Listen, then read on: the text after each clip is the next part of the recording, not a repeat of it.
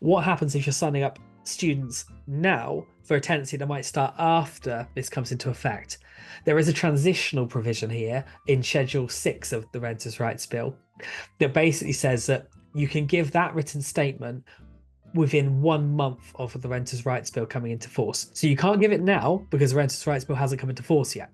But you can draft up the template email, and I would really suggest that you do that now, just so it's one less thing to do when it actually comes into force. So it's ready to go day one of when the Renters' Rights Bill comes in. You send out that email to everybody. As long as you send out that email to everybody within the first month of Renters' Rights Bill coming into force, you will be able to serve ground 4A at some subsequent point.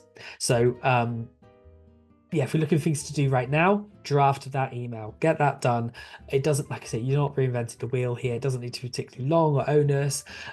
It just needs to satisfy the criteria, which is that basically they're a student, you need the property back to let to more students, you're going to serve them with a notice at some point.